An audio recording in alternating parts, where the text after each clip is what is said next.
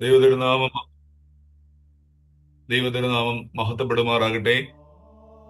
ഏറ്റവും ആദരണീയനായ ഷിനോ സാമച്ചൻ, പ്രത്യേകിച്ച് മർത്തമലയ വനിതാ സമാജത്തിന്റെ ചുമതലക്കാര്, ഈ ക്ലാസ്സിൽ പങ്കെടുക്കുന്നവര് എല്ലാവരെയും ദൈവനാമത്തിൽ ഒരിക്കൽ കൂടെ സ്വാഗതം ചെയ്യുകയും ഗ്രീറ്റിംഗ്സ് അറിയിക്കുകയും ചെയ്യുകയാണ്. ബഹുമാനപ്പെട്ട അച്ഛൻ ഓർപ്പിച്ചതുപോലെ 2 ദിവസം മുമ്പാണ് അച്ഛനോട് ഇങ്ങനെ ഒരു കാര്യം ആവശ്യപ്പെട്ടത്. അപ്പൊ നിങ്ങൾ അങ്ങ് വിചാരിച്ചേക്കരുത് അച്ഛൻ പെട്ടെന്ന് 2 ദിവസം കൊണ്ട് പറയുന്നു എന്ന് വിചാരിക്കരുത്. ഞാൻ ഓൾറെഡി ഈ നോട്ട്സ് ഒന്ന് പ്രിപ്പയർ ചെയ്ത് വെച്ചിട്ടുണ്ടായിരുന്നു എന്നുള്ളത് കൊണ്ടാണ് ഷോർട്ട് നോട്ടീസിൽ ഞാൻ അത് ഏറ്റതും ഇപ്പൊ നിങ്ങളോട് സംസാരിക്കാനായിട്ട് ആഗ്രഹിക്കുന്നതും. നമുക്ക് ഒത്തിരി സമയമില്ല, ഒരു 20 to 30 minutes മാക്സിമം നമുക്ക് അതിനകത്ത് നമ്മുടെ ഈ സെഷൻ നമുക്ക് വൈൻഡ് ചെയ്യാനായിട്ട് സാധിക്കും. ഞാൻ എന്റെ ഒരു ആമുഖ വർത്തമാനത്തിന് ശേഷം ഞാനൊരു സ്ലൈഡ് ഉള്ളതൊന്ന് ഷെയർ ചെയ്യാൻ ശ്രമിക്കും. അത് വർക്ക് ചെയ്യാമെങ്കിൽ സ്ലൈഡ് നിങ്ങൾക്ക് കണ്ടുകൊണ്ട് ഈ ക്ലാസ്സിൽ പങ്കെടുക്കാം. അതർവൈസ് ഞാൻ പറയുന്നത് നിങ്ങൾക്ക് കേൾക്കാനും സാധിക്കും.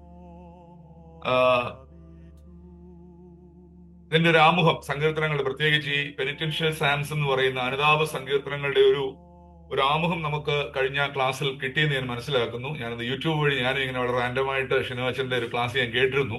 മുഴുവൻ കേൾക്കാനായിട്ട് സാധിച്ചില്ല, എങ്കിലും I understand that he covered all those introductory part of all the psalms and especially the penitential സാംസ്.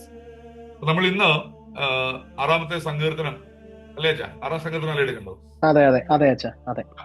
6-ാമത്തെ സങ്കീർത്തനമാണ്. പ്രത്യേകിച്ച് നമ്മുടെ പാഠപുസ്തകത്തിലെ, നമ്മുടെ ടെക്സ്റ്റ് ബുക്കിലെ ലെസൺ 2 ആണ് നമുക്ക് ഇന്ന് സംസാരിക്കാനായിട്ട് ഉള്ളത്. നമുക്കറിയാമല്ലോ, നമ്മൾ ഒരിക്കലും ഒരു സങ്കീർത്തനത്തെയും അതൊരു എസ്സേ അല്ല. It's not an essay. മറ്റ് വേദപുസ്തകത്തിലെ പുസ്തകങ്ങളൊക്കെ നമ്മൾ വായിക്കുന്ന സമയത്ത് നിങ്ങൾക്ക് അറിയാമല്ലോ, വേദപുസ്തകം is actually divided to different types of literature. അതിനകത്ത് എഴുത്തുകളുണ്ട്, എസ്സേസ് ഉണ്ട്, അതിനകത്ത് സ്റ്റോറീസ് ഉണ്ട്, we have history over there. അങ്ങനെയുള്ള പല കാറ്റഗറിയിൽ ഒന്നാണ് വാസ്തവത്തിൽ പാട്ടുകൾ എന്ന് നമ്മൾ എളുപ്പം പറയുന്ന സങ്കീർത്തനം എന്ന് പറയുന്നത്. നിങ്ങൾ കേട്ടിട്ടുണ്ടാവുമല്ലോ, ഈ സാംസ് എന്ന വാക്ക് തന്നെ പറഞ്ഞ കാര്യങ്ങൾ തന്നെയാണ് ഞാൻ ഒന്ന് സംസാരിച്ചു തുടങ്ങാൻ വേണ്ടി എടുക്കുന്നു എന്നുള്ളതേ ഉള്ളൂ. ഈ സാംസ് എന്ന ഇംഗ്ലീഷ് വാക്ക് തന്നെ ശരിക്കും അത് ഇംഗ്ലീഷ് അല്ല, ഗ്രീക്ക് ഒരു ടെർമിനോളജിയിൽ നിന്ന് വന്നൊരു വാക്കാണ്. A song that is sung with the accompaniment of a psalter. അതാണ് വാസ്തവത്തിൽ ഈ സാം എന്ന പദത്തിന്റെ അർത്ഥം തന്നെ. ഒരു സാൾട്ടർ എന്ന് പറയുന്ന, നമ്മൾ വേണമെങ്കിൽ കിന്നരം എന്നൊക്കെ വേണമെങ്കിൽ നമുക്ക് മലയാളത്തിൽ ട്രാൻസ്ലേറ്റ് ചെയ്യാവുന്ന അങ്ങനെയുള്ള ഒരു മ്യൂസിക്കൽ ഇൻസ്ട്രുമെന്റിന്റെ അക്കംപനിമെന്റോടുകൂടെ പാടേണ്ട ഒരു പാട്ട്. അങ്ങനെ വരുമ്പോൾ അതുകൊണ്ടാണ് we never say psalms chapter 5, psalms chapter 10. അങ്ങനെ നമ്മൾ പറയാത്തൊരു കാരണം അതിന് ചാപ്റ്റർ ഡിവിഷൻ ഇല്ല എന്നുള്ളത് കൊണ്ട് തന്നെയാണ്. നിങ്ങൾ ആദ്യത്തെ ചാപ്റ്ററിൽ നിങ്ങൾ കണ്ടല്ലോ, ഈ നമ്പറിംഗ് പോലും നമ്മുടെ കയ്യിലുള്ള നമ്പറിംഗ് അല്ല മറ്റു പല ബൈബിളിലുള്ള numbering. Actually those numbering is least significant when you go through the psalms. പിന്നെ ഇത് സൗകര്യത്തെ പ്രതിയാണ് ഈ നമ്പറിംഗ് ഒക്കെ ഇട്ട് നമുക്ക് കിട്ടിയിരിക്കുന്നത്. അത് പെഷീത്ത സുറിയാനിൽ ഡിഫറെന്റ്, സെപ്റ്റിജുവനില് അത് ഇറ്റ്സ് ഡിഫറെന്റ്. നമ്മൾ ഉപയോഗിക്കുന്ന വേദപുസ്തകത്തിൽ again slight differences are there, but we not need to bother about the number of psalms. Anyways, ഈ പെനിറ്റൻഷ്യൽ സാംസ് നമ്മൾ വേർതിരിച്ചിരിക്കുന്ന അധ്യായങ്ങളിൽ, ചാപ്റ്റേഴ്സിൽ, ചാപ്റ്റർ എന്ന് പറയാൻ പാടില്ലെങ്കിൽ പോലും still we call it as chapter. അങ്ങനെയുള്ള സാംസിൽ 6-ാമത്തെ സങ്കീർത്തനമാണ് നമ്മുടെ ഇന്നത്തെ ഒരു ചിന്താ വിഷയമായിട്ട് നമ്മൾ വേർതിരിക്കുന്നത്. ഞാനൊന്ന് ശ്രമിക്കുകയാണ് ഇത് വരുമോ എന്നുള്ളത്. നമുക്ക് നോക്കാം അത് ആവുന്നു എന്നുണ്ടെങ്കിൽ. ബിക്കോസ് ഞാൻ വേറൊരു സിസ്റ്റത്തിൽ നിന്നാണ് കയറുന്നത്, അതുകൊണ്ടാണ് ഞാൻ നോക്കുന്നത്. I don't think it's working. ഞാൻ എന്റെ മകന്റെ ഒരു സിസ്റ്റത്തിൽ നിന്നാണ് കയറുന്നത്. ഞാനത് ഉപയോഗിച്ചിട്ടില്ലാത്തൊരു സാധനമായിട്ടാണ് എനിക്ക് അങ്ങനെ ഒരു പ്രതിസന്ധി ഉണ്ടാകുന്നത്. ലീവ് ഇറ്റ്, അത് വർക്ക് ഷെയർ ആവുന്നില്ല. നമുക്കറിയാമല്ലോ, ഈ 6-ാമത്തെ സങ്കീർത്തനത്തെ അതിന്റെ ഒരു കാനോനിക്കൽ പൊസിഷനാണ് ഈ അനുതാപ സങ്കീർത്തനം എന്ന് നമ്മൾ പേരിട്ട് വിളിക്കുക ആദ്യത്തെ ആണ് നമ്മൾ വിളിക്കുന്നു. ഒരു മനുഷ്യൻ അയാളുടെ ജീവിതത്തിലെ ഏറ്റവും വലിയൊരു സ്ട്രഗിളിൽ നിന്നുകൊണ്ട് ദൈവത്തോട് വിളിക്കുന്നതായിട്ടാണ് നമുക്ക് വാസ്തവത്തിൽ തോന്നുന്നത്.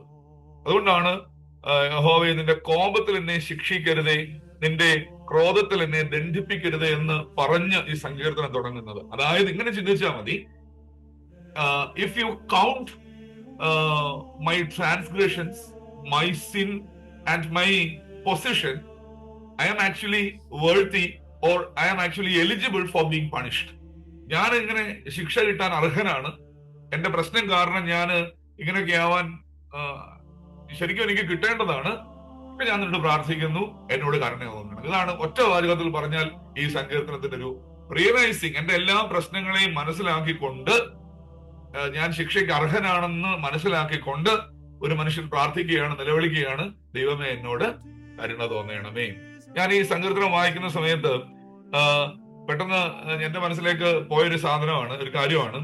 ഈ കുഷ്ഠരോഗിയായ ഒരു മനുഷ്യനുണ്ട്. അയാൾ പുതിയ നിയമത്തിലേക്ക് വരുമ്പോഴേ ഈ കുഷ്ഠരോഗി കർത്താവിനോട് പറയുന്നത് എന്താ? കർത്താവേ, നിനക്ക് മനസ്സുണ്ടെങ്കിൽ എന്നെ ശുദ്ധനാക്കുവാൻ കഴിയും. അതായത് അയാൾ ആദ്യം തിരിച്ചറിയുകയാണ്, ഐ എം ഇംപ്യൂർ, എനിക്ക് അശുദ്ധിയുണ്ട്, എനിക്കൊരു കുറവുണ്ട്. I realise that I M impure, but have Mercy on me, എന്നോട് കരുണ തോന്നണമേ എന്ന് പ്രാർത്ഥിക്കുന്നത് പോലെ. ഇനി എന്തായാലും ഈ സങ്കീർത്തനം അങ്ങനെയുള്ള ഒരു സങ്കീർത്തനമാണ്. ദാവീദിന്റെ സങ്കീർത്തനം എന്നാണ് നമ്മൾ പലപ്പോഴും പറയുന്നത്. അതിനകത്തൊരു വാചകമുണ്ട്, എന്റെ കിടക്കയെ ഞാൻ നനയ്ക്കുന്നു, അല്ലെ, എന്റെ കിടക്കയെ ഞാൻ നനയ്ക്കുന്നു. ഞാൻ കഴിഞ്ഞ ക്ലാസ്സിൽ മറ്റൊരു അടുത്ത ക്ലാസ് എടുത്തപ്പോൾ ഞാൻ പറഞ്ഞൊരു വാചകമായിരുന്നു, വേണമെങ്കിൽ ഇതിനൊരു ടൈറ്റിൽ നമുക്ക് കൊടുക്കാൻ പറ്റുമെങ്കിൽ ഇങ്ങനെ കൊടുക്കാനായിട്ട് സാധിക്കും. കണ്ണീർ, കിടക്കയെ നനയ്ക്കുന്ന കണ്ണീർ. നമ്മൾ വേണമെങ്കിൽ ഒരു പാട്ട് പോലെ എഴുതുകയാണെങ്കിൽ അതിന്റെ ഒരു ടാഗ് ലൈൻ കൊടുക്കുകയാണെങ്കിൽ, കണ്ണുനീരോടുകൂടെ ഞാൻ പ്രാർത്ഥിക്കുന്നു, കിടക്കയെ നനയ്ക്കുന്ന കണ്ണീർ തുള്ളികൾ എന്ന് വേണമെങ്കിൽ, അല്ലെങ്കിൽ ബെഡ് ഡ്രഞ്ചിങ് ടീയേഴ്സ് എന്നൊക്കെ നമുക്ക് പറയാവുന്ന ഒരു അവസ്ഥയിലാണ്. ഇതിന്റെ ഒരു നിങ്ങൾ കേട്ടിട്ടുണ്ടാവും, പല സങ്കീർത്തനങ്ങൾക്കും അതിന്റെ ഒരു ലിറ്റേർജിക്കൽ ഇൻസ്ക്രിപ്ഷൻ ഉണ്ട്.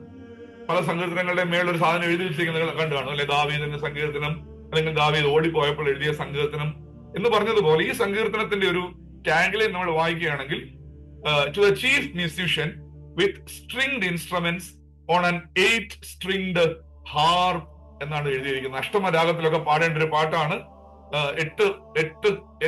എന്നാണ് പറയുന്നേ, നമ്മൾ മലയാളത്തിൽ വീണയുടെ കമ്പി, 8 കമ്പികളുള്ള ഒരു ഉപകരണം കൊണ്ട് പാടേണ്ടതാണെന്നൊക്കെ പറഞ്ഞാണ് തുടങ്ങുക. അതൊന്ന് വിട്ടേര്, അതിനെ ഷെമിനീത് എന്നൊക്കെ ഹീബ്രുവിൽ പറയുന്നത്, അതൊക്കെ അങ്ങ് വിട്ടേര്, നമ്മൾ ശ്രദ്ധിക്കേണ്ട കാര്യമില്ല. ഇതിനൊരു കോണ്ടെക്സ്റ്റ് നമ്മൾ പഠിക്കുന്ന സമയത്താണ് നമ്മളത് മനസ്സിലാക്കേണ്ടത്. എന്തുകൊണ്ട് why this Sam was written എന്ന് ചിന്തിക്കുമ്പോഴാണ് നമുക്ക് മനസ്സിലാക്കാൻ സാധിക്കും. ഒന്നില് ഈ മനുഷ്യൻ അയാളുടെ ഒരു വലിയ രോഗാവസ്ഥയിലായിരിക്കും ഇത് എഴുതിയത്. ഒരു രോഗാവസ്ഥയിൽ ഇരുന്നപ്പോൾ എഴുതിയ സങ്കീർത്തനമാവാനാണ് സാധ്യത. എ സിവിയർ ഫിസിക്കൽ ഇൽനെസ്, അങ്ങനെ ഒരു രോഗം വന്നപ്പോൾ സ്വാഭാവികമായിട്ടും അയാൾക്ക് അതുവഴി ഉണ്ടായ ഒരു മാനസിക പ്രയാസമൊക്കെ ആവാം.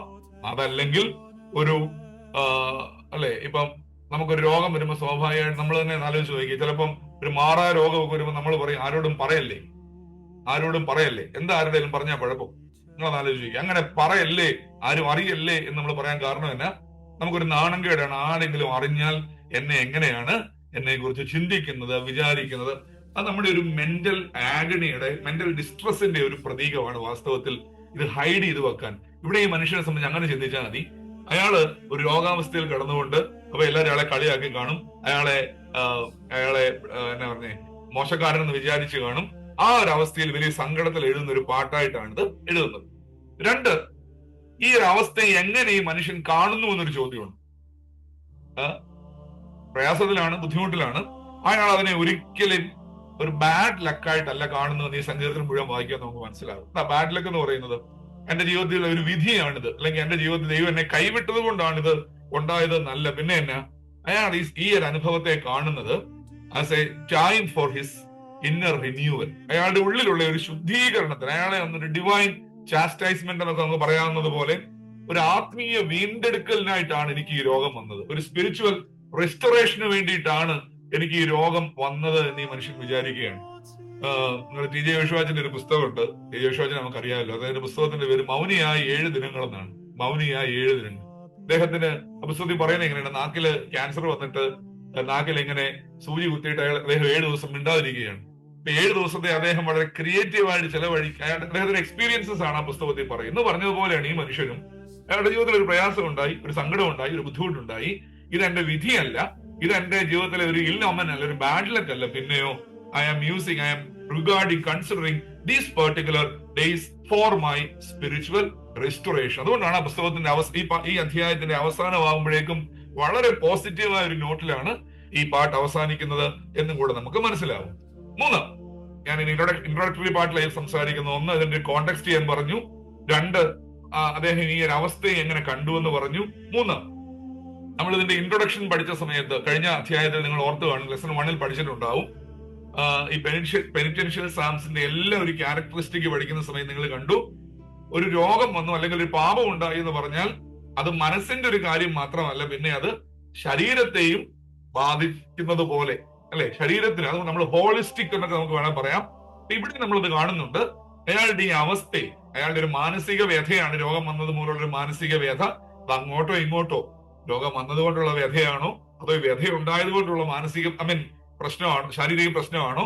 എനിവേ, ഇവിടെ നമ്മൾ കാണുന്നുണ്ട് an experience where the body, mind and spirit are simultaneously exhausted. എല്ലാ അർത്ഥത്തിലും തകർന്നു പോയ ഒരു മനുഷ്യനെയാണ് നമ്മൾ കാണുന്നത്. ഇത്രയും കാര്യങ്ങളാണ് അതിന്റെ ഒരു കോണ്ടെക്സ്റ്റ് നമ്മൾ ചിന്തിക്കുന്നത്. 10 വാക്യങ്ങൾ മാത്രമുള്ള ഒരു കുഞ്ഞു സങ്കീർത്തനമാണ്. നമ്മൾ ഇനി അതിന്റെ ഒരു എക്സജസിലേക്ക്, നിങ്ങൾ ഈ സങ്കീർത്തനങ്ങളെല്ലാം പഠിക്കുമ്പോൾ ഓർക്കേണ്ട ഒരു കാര്യമുണ്ട്. മുഴുവൻ സങ്കീർത്തനങ്ങളെയും നമ്മൾ എക്സജസിസ് എന്ന് ഇംഗ്ലീഷിൽ പറയും. എക്സജസിസ് എന്ന് പറഞ്ഞാൽ ടു ബ്രിങ് ഔട്ട് എന്നേ ഉള്ളൂ ശരിക്കും എക്സജസിസ് എന്ന വാക്കിന്റെ അർത്ഥം. അതിന്റെ അകത്ത് എന്താണെന്നുള്ളത് പുറത്തു കൊണ്ടുവരിക. അങ്ങനെയാണ് ഈ പുസ്തകങ്ങൾ പഠിക്കേണ്ടതെന്ന് മറന്നു പോകരുത്. 2 or 3 വാക്യങ്ങൾ എടുക്കുക, ആ വാക്യത്തിന് ഒരു മീനിങ് കാണും, ഒരു പർപ്പസ് കാണും. അതിനെ നമ്മളിലേക്ക് ഒന്ന് എടുക്കുമ്പോൾ നമ്മൾ ആ സങ്കീർത്തനം പഠിക്കും. അങ്ങനെ വേണം അത് പഠിക്കാനായിട്ട് ഓർത്ത് കൊള്ളണം.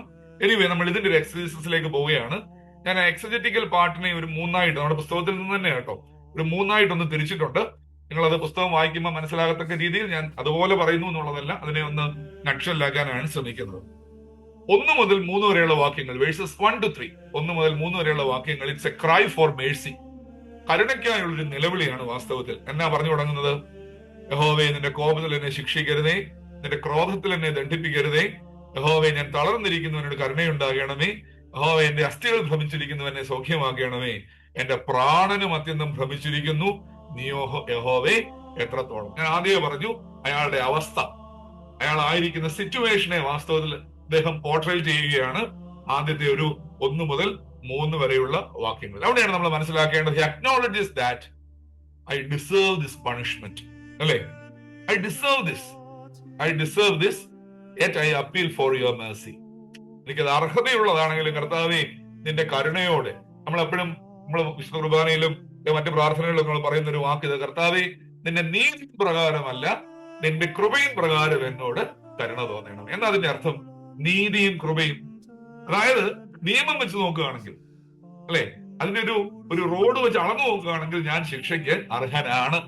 പക്ഷേ you are provident enough, you are gracious enough to pardon me. അതുകൊണ്ട് കർത്താവെ, നീ എന്നാ ചെയ്യണം? എന്നോട് കരുണ തോന്നണം. ഇതാണ് അതിന്റെ ഒരു കൃത്യമായ അർത്ഥം. നീതിയും പ്രകാരമല്ല, കൃപയും പ്രകാരം. അതുകൊണ്ടാണ് 51-ാം സങ്കീർത്തനത്തിലെ ദാവീദ് എന്നാ പറഞ്ഞു തുടങ്ങുന്നത്? ദൈവമേ, നിന്റെ കൃപ പോലെ എന്നോട്, കൃപയും പ്രകാരമാണ് എന്നോട്, നീതിയും പ്രകാരമല്ല, കൃപയും പ്രകാരമാണ് എന്നോട് കരുണ തോന്നേണ്ടത് എന്ന് ഈ മനുഷ്യനും പറഞ്ഞു തുടങ്ങുകയാണ്. അതാണ് ഈ 1-2 വാക്യങ്ങൾ നമ്മൾ മനസ്സിലാക്കുന്നത്.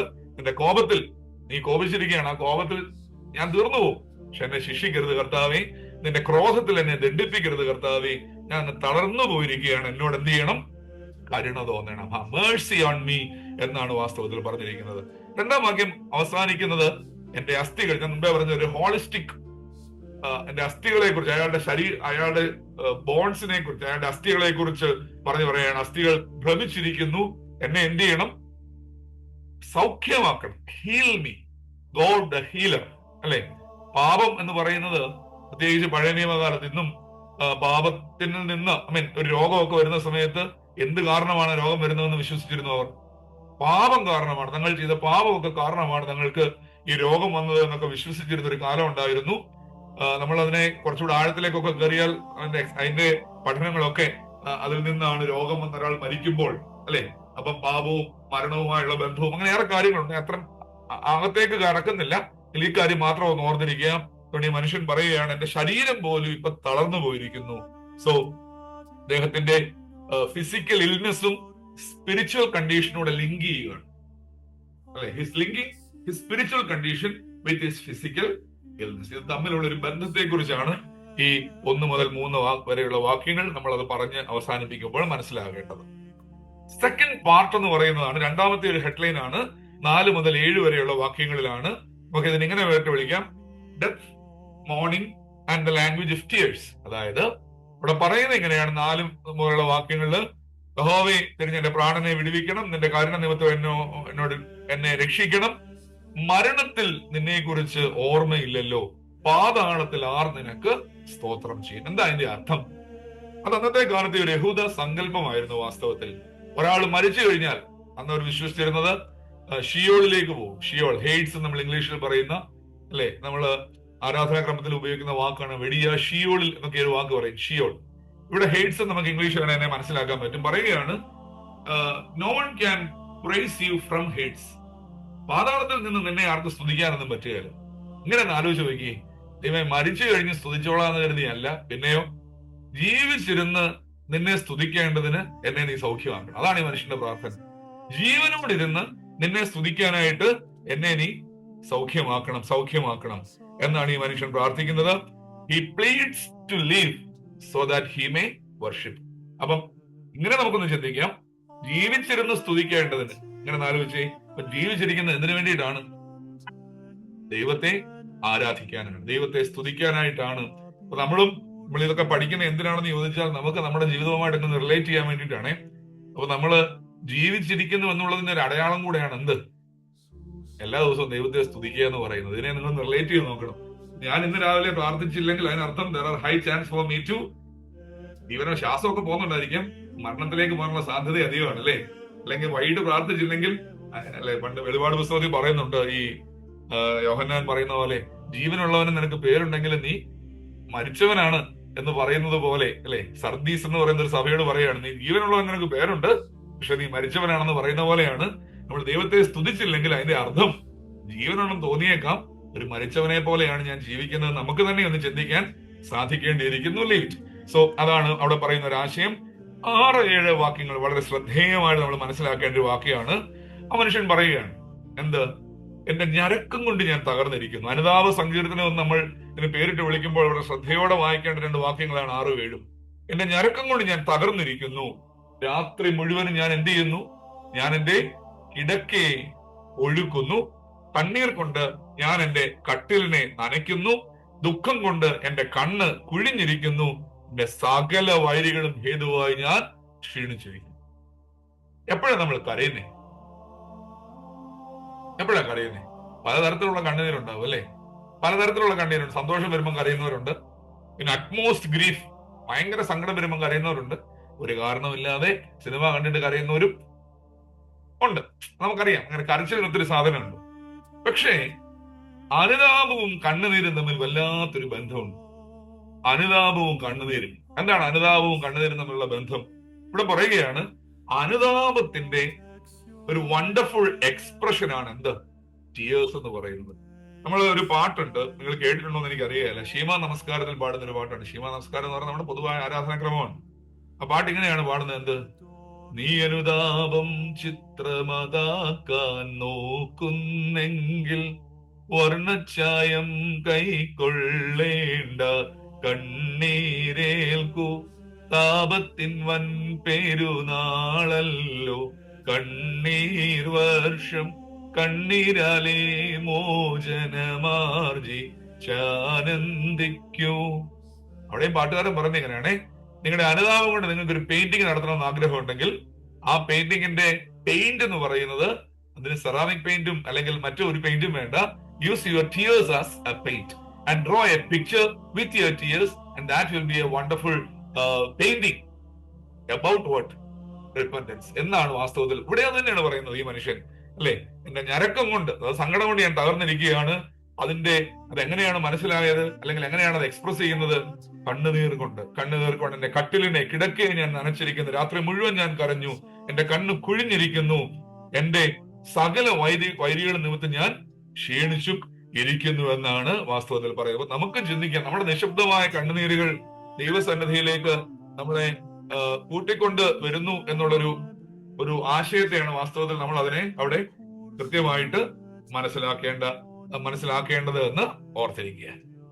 ആൻഡ് മൂവിങ് ഫോർവേഡ്, നമ്മൾ ഇതിന്റെ അവസാനത്തെ ഒരു ഭാഗത്തേക്ക് നമ്മൾ അടുത്ത് ചെല്ലുകയാണ്. 8 മുതൽ 10 വരെയുള്ള വാക്യങ്ങളാണ്. അതുവരെ കണ്ടൊരു മനുഷ്യനെ അല്ല. അതായത് ഒന്നാമത്തെ ഭാഗത്ത് അയാളുടെ അവസ്ഥയെ കുറിച്ച് പറഞ്ഞ്, രണ്ടാമത്തെ ഭാഗത്ത് ആ അവസ്ഥയിൽ അയാൾ കണ്ണുനീർ കൊണ്ട് കിടക്കയെ നനച്ച്, അല്ലെങ്കിൽ മരിക്കാതെ എന്നെ കാത്തുകൊള്ളണമേ എന്ന് പ്രാർത്ഥിക്കുന്ന മനുഷ്യനെ സംബന്ധിച്ച് മൂന്നാം ഭാഗത്തേക്ക് വരുമ്പോൾ ഒരു സഡൻ ഷിഫ്റ്റ് ആണ്. എന്ത്? From grief, from the condition, from the state of grief to state of assurance. ഒരു വല്ലാത്ത ഉറപ്പിലേക്ക് ആ മനുഷ്യൻ ഉയർന്നു വരികയാണ്. എന്താണ് അയാൾ പറഞ്ഞു തുടങ്ങുന്നത്?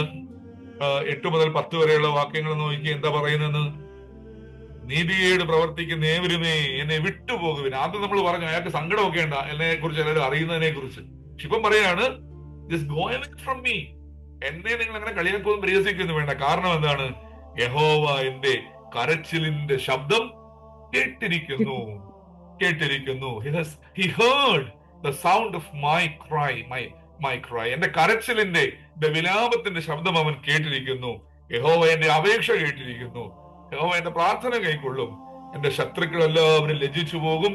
അവർ പെട്ടെന്ന് പിന്തിരിഞ്ഞ് നാണിച്ചു പോകും. അതായത് ഈ പഴയ നിയമത്തില് നിങ്ങൾ കേട്ടില്ലേ, യഹോവ റാഫ എന്നൊക്കെ ഒരു വാക്കുണ്ട്. യഹോവ സൗഖ്യമാക്കുന്നവനായ യഹോവ എന്നൊക്കെ പറയുന്നത് പോലെ ഇവിടെയും ആ മനുഷ്യൻ ഇങ്ങനെ ഉറച്ചു പറയുകയാണ്, God will surely heal me. അതാ മനുഷ്യന്റെ ഉറപ്പായിട്ട്. അതാണ് നമ്മൾ പറയുന്നത്, ഡിവൈൻ ഇന്റർവെൻഷൻ has happened. അവൻ കർത്താവ് കേട്ടിരിക്കുന്നു. So an internal transformation, a change has occurred to me and all my enemies. അത് വിൽ ബി എന്നുള്ള അർത്ഥത്തിലല്ല, ഫ്യൂച്ചർ ടെൻസിലല്ല, are now defeated. എന്നെ പൊക്കോ, എന്റെ അടുത്തൊന്ന് പൊക്കോ, കാരണം എന്റെ ഒപ്പം ആരുണ്ട്? യഹോവ ഉണ്ട് എന്നൊരു ബോധത്തിൽ. അതാണ് ഫ്രം ഗ്രീഫ് ടു അഷ്വറൻസ് എന്ന് നമ്മൾ പറയുന്ന ഒരു ആശയം. അപ്പം ഇത്രയേ ഉള്ളൂ വാസ്തവത്തിൽ 6-ാം സങ്കീർത്തനം എന്ന് പറയുന്നത്. 6-ാം സങ്കീർത്തനം എന്ന് പറയുന്നത് നിങ്ങൾ ഇതിനോട് ചേർന്ന് നിങ്ങളുടെ പുസ്തകത്തിനകത്ത് എനിക്ക് കുറച്ച് പോയിന്റ്സ് കൊടുത്തിട്ടുണ്ട്, നിങ്ങൾ വായിക്കണം. നമ്മൾ പറഞ്ഞതിന്റെ ഒരു നക്ഷൽ സമ്മറിയാണ്. ഞാൻ അതിപ്പോൾ പറയാനായിട്ട് പോകുന്നില്ല. ഇത്രയും കാര്യങ്ങൾ ഞാൻ ഈ പറഞ്ഞ് നിങ്ങൾ ഓർത്തിരുന്നാൽ 6-ാം സങ്കീർത്തനം പെർഫെക്റ്റ് ആണ്. ആ മനുഷ്യന്റെ ജീവിതത്തിലെ 3 സ്റ്റേറ്റുകളാണ്. വലിയ രോഗാവസ്ഥയിൽ ഇരിക്കുന്നു, അവസ്ഥയെ കുറിച്ച് പറഞ്ഞ അയാൾ ഭാരപ്പെടുന്നു, സങ്കടപ്പെടുന്നു. അത് കഴിഞ്ഞ് അയാള് ആ അവസ്ഥയുടെ ഒരു എക്സ്പ്രഷനാണ് അയാളുടെ കണ്ണുനീരോട് അയാൾ കിടക്കുകയെന്ന് നനയ്ക്കുന്ന കർത്താവെ മരിക്കാതെ എന്നെ ജീവിപ്പിക്കണമെന്ന് മറ്റും പ്രാർത്ഥിക്കുന്നത്. അടുത്തൊരു 3-ാമത്തെ ഘട്ടത്തിലേക്ക് വരുമ്പോഴേക്കും shift has occurred from grief to assurance. കർത്താവ് എന്നോട് ചേർന്ന് നിൽക്കുന്നു, അതുകൊണ്ട് എല്ലാവരും എന്നെ വിട്ടുപോവുക. ഒരു തരത്തിൽ പറഞ്ഞാൽ നമ്മൾ ഇതിനെ പെനിട്രീഷ്യൽ സാം എന്ന് പറയുമ്പോൾ ഇങ്ങനെ വേണേലും വായിക്കാം, ഇറ്റ്സ് എ വിക്ടറി സോങ്. അയാളുടെ അവസ്ഥയിൽ നിന്ന് അയാളുടെ രോഗം മാറിയോ നമുക്കറിയത്തില്ല, അയാളുടെ ശരീരത്തിന്റെ അസുഖം മാറിയോ നമുക്കറിയത്തില്ല, പക്ഷെ മനസ്സിൽ അയാൾ ഭയങ്കര ധൈര്യമുള്ളവനായിട്ട് മാറി. നമ്മൾ ഈ സങ്കീർത്തനം വായിക്കുന്ന സമയത്ത് നമ്മുടെ ജീവിതത്തിൽ ഉണ്ടാവേണ്ട ഇത്ര മാത്രമേ ഉള്ളൂ. നമുക്കും പ്രയാസങ്ങളും ഭാരങ്ങളും ഒക്കെ ഉണ്ടാവുന്ന സമയത്ത് നമ്മൾ കരയും, നിലവിളിക്കും, കണ്ണുനീര് കൊണ്ട് കിടക്കുകയും നമുക്ക് നനയ്ക്കാം. പക്ഷെ എൻഡ് ഓഫ് ദ ഡേ നമുക്ക് ഉണ്ടാവേണ്ട വലിയ ബോധ്യമാണ്, യഹോവ എന്റെ പ്രാർത്ഥന കേട്ടിരിക്കുന്ന, എന്റെ പ്രാർത്ഥന കേൾക്കുമെന്നൊരു ബോധ്യത്തിലേക്ക് വരുമ്പോഴാണ് നമ്മുടെ ഈ സങ്കീർത്തനം പഠിച്ചതുകൊണ്ട് നമുക്ക് പ്രയോജനം ഉണ്ടാകുന്നത് എന്നുകൂടെ ഓർത്തുകൊള്ളുക. ഇനിവേ നമ്മുടെ ഈ സെഷൻ നമുക്ക് പതുക്കെ വൈൻഡ് ചെയ്യാനുള്ള സമയവുമാകുന്നു. ഇത്രയേ ഉള്ളൂ വാസ്തവത്തിൽ ഇതിനകത്തുള്ളത്. ഇതുപോലെ മറ്റ് സങ്കീർത്തനങ്ങളിലേക്ക് നിങ്ങൾ അടുത്ത ദിവസം അത് 32-ാം സങ്കീർത്തനം പഠിച്ചുകൊള്ളുമല്ലോ. അപ്പൊ അപ്പോഴേക്കും കൂടുതൽ താല്പര്യത്തോടെ ഇതൊന്ന് പഠിച്ചു നിങ്ങൾ പോയാൽ എനിക്കൊന്ന് ഓരോ സങ്കീർത്തനം വെച്ചാണോ അച്ഛനിട്ടിരിക്കുന്നത് എനിക്കറിയില്ല.